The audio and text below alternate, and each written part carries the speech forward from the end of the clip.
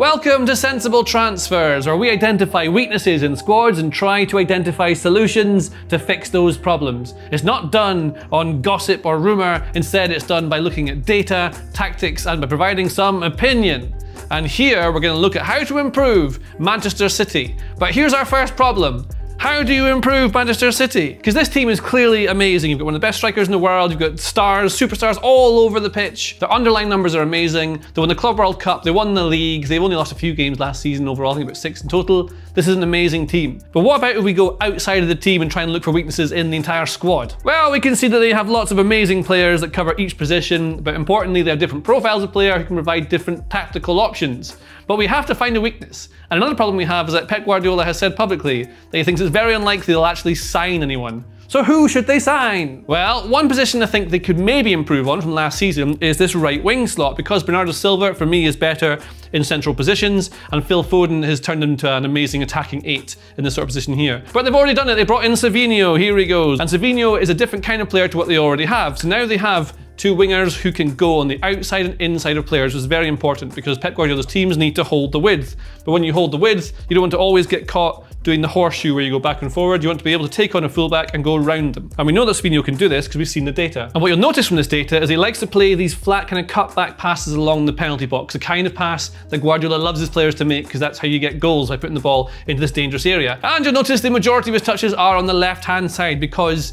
last year for Girona, he was a left-footed winger. That's what he could do. But he can play on the right, come off inside onto a stronger left foot, just like someone like Riyad Mahrez used to do. And where players like Bernardo Silva or Jack Grealish will hold the ball wide and wait for everyone to catch up, what Savinho does is take them on and try to dribble past them. You can see he has the most attempted take-ons of any player in the top 5 leagues last season. So he's going to give you a bit of excitement to watch. So it could be that we see Savinho lined up like this as the right-sided forward. We could see him on the left-hand side and Doku come out right wide here. And that would, of course, if you stretch the width here, it means you can let an underlapping player come through into this channel by holding the width on this side. And that actually feeds into some other tactical differences we might see from Guardiola this year, which we'll cover later. And so that's a problem that City have already solved by bringing Savinho in. And what you'll find is that some games Savinho will play because he'll try and take on players and he might lose the ball. But when you can't risk doing that, that's when you put on Bernardo Silva, wherever I put him here. Because Bernardo Silva is better at keeping the ball. And that's when you probably have an overlapping fullback that goes on the other side of him. But that's what you've got now. Two different players who can share the same position, but do it in very different ways. And so we should look at another position to try and improve. And we know that there's been some noise around possibly Julian Alvarez being sold, maybe Kevin De Bruyne being sold. They're very unlikely for both. Guardiola said Kevin De Bruyne won't move and Julian Alvarez is going to be too expensive. Also, you might not know this, but Julian Alvarez played more games in the league last season for Man City than any other player. He might seem like a bench player, he's very much not. So he'll get games and is definitely the backup to Holland. And so if one of these players were to leave, you'd obviously have to replace them. And there is room perhaps in this squad to bring in someone who could play one of these 2 8 positions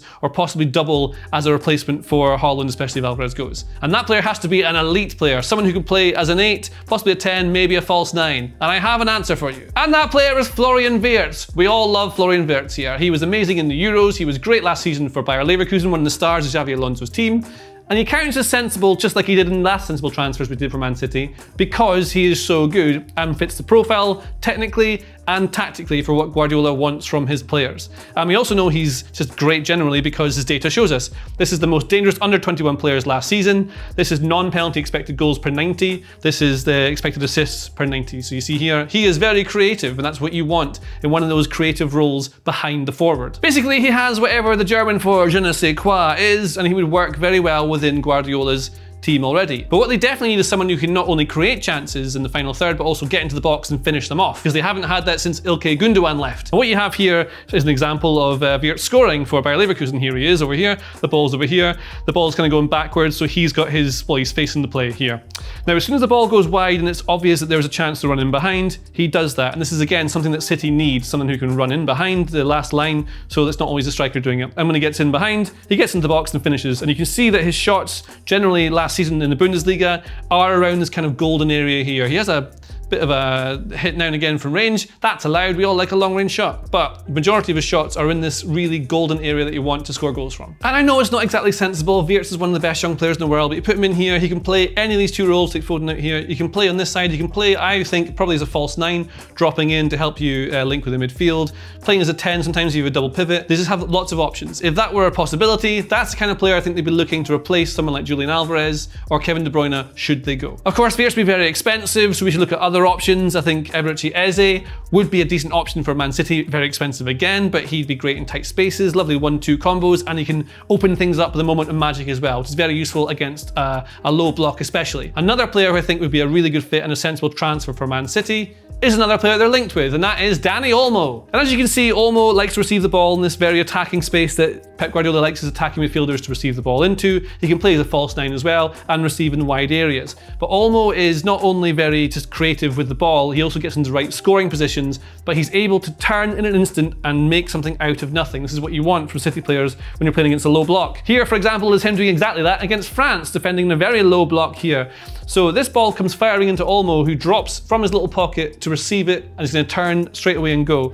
And when he does that, he's obviously surrounded, but because he's so confident in his first touch and turn, he can take that and takes 1, 2, 3, 4, 5, 6, about 7 players out of the game with 1 turn. That's the kind of thing that Guardiola would like from his midfielders, I think. Be able to receive on the half turn in the final third, turn a relatively dangerless situation into a dangerful situation, and that's probably why he's been linked to them quite a lot. It's the kind of player that Guardiola would like to have in the team, and again, gives you options, but more problems because Barcelona are said to be very, very interested in signing him already, and it might not be something they can do. So maybe not sensible, but kind of makes sense. You can see where working is here. But perhaps you want a more off-kilter suggestion, someone who plays in a league you don't follow much, who maybe you don't know much about, a youngster, a wonder kid with the potential to become a star. Well, Man City have already signed one of those, and the problem with wonder kids is you can never quite tell how good they're going to be in certain leagues and when they develop into the player they should be. Now, Claudio Echeverri is a player that Man City signed last season in January, who'll be available to them next January when he comes back from River Plate. He is a number 10, he plays in the hole here, he can shoot free kicks from long range and score them. He's quite tricky, likes to dribble with the ball. He has high potential. Now, of course, with all these wonder kids, there are so many you could possibly link to a club like Man City. They're not good enough yet, really, to get in this first team. You can't just create a Phil Foden. He's a first teamer now, after many years of development through that system. Echeverri will probably come in January from River Plate, having played games for them. He might get loaned out to Girona, where he can then develop his skills and become ready for the first team. But that's the kind of wonder kid that Man City should be looking at, and they already did. So we've covered that now. And on that note, you might think one of the most sensible things Man City could do this summer would be to find a reliable backup for Rodri, who plays every single game. And that's because Rodri is one of the best players in the world, perhaps the best player in the world right now. But here is the problem with signing someone to be a backup to Rodri. If Rodri is fit, he will play every single game, unless it's someone really easy that you'll definitely beat. And so who would you sign that can possibly be of the right level to be a backup to Rodri, who's happy to sit on the bench? If you sign, for example, Martin Zubimendi, it doesn't make sense. He's too expensive. He should be starting every game for the team that he plays, which is why we linked him with Arsenal. How about Manuel Locatelli? He should be playing every single game, and he probably will do for Juventus. So you're looking at other players that might be able to back him up and be a little bit different to him. Someone like Calvin Phillips, who just can't get in the team and is not the same player he once was. So I want to try and show why I think they've already kind of got this covered, because what Rodri does, obviously, is the best of everything you want for a defensive midfielder. He can play as the pivot player, so when you're building up from the back, he's one of the most important players in that role. But of course, Man City build up in different kinds of ways. They often go to a 3, Stones joins the midfield, and so you have him alongside someone else.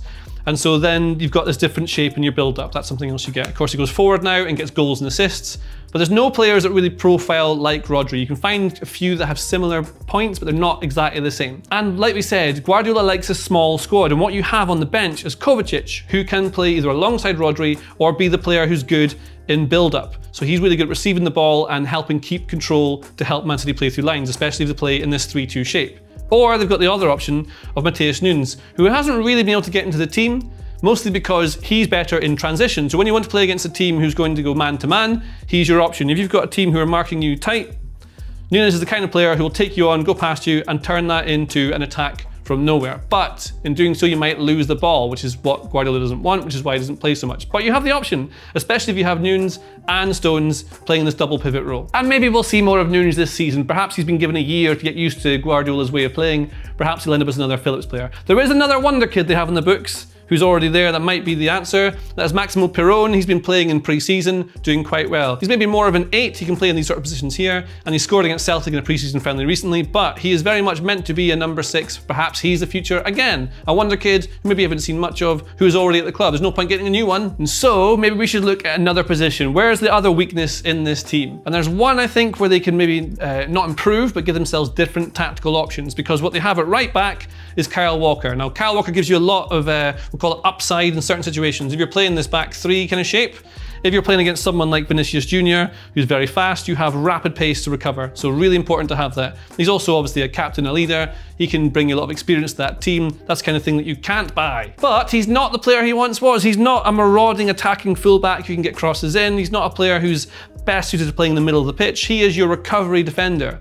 And what if Guardiola had another option to play on this side with someone who could give them more tactical options? So lots of teams mark man-to-man out of possession, and it causes problems, especially in build-up. So what you found in the past is that Guardiola's had his fullback, they invert inside the pitch like this. So that means that the person who's marking them either wide has to follow them inside, which leaves them free like this, or if they stay and mark this bit out here, it means that they're then free to move with the ball. But what Guardiola's been doing, especially on the left-hand side for City, is going on marauding runs forward and often ending up beyond the last striker. Because if he starts going, does this player track him all the way? If he does, it frees up space for someone else on the ball. When he gets to this part of the pitch, who looks after him? Because normally if you're playing man-to-man, this player might move up here and drag him, he might jump up here, this player might have to jump on someone in midfield, it leaves them spare, so they get a free man by doing this. But they only do it on the left-hand side. So what if you have someone on the right-hand side who can not only be a marauding fullback to overlap and give you attacking wing play, create chances from wide as an outside winger, which allows someone like Savinho to play inside the pitch, or perhaps someone who can go on that marauding run through here and find themselves in space, be the extra man, and help pull that man-to-man marking system apart. Well, that's why another sensible transfer for me is Jeremy Frimpong. Again, a player linked with Man City, perhaps because of his past, he was already there when he was younger. Excellent at Bayer Leverkusen, his attacking numbers are phenomenal. You'll see how attacking he is when I show you this touch map. A lot of attacking touches. He's basically more of a winger than he is a fullback. He's like a wing attacking back.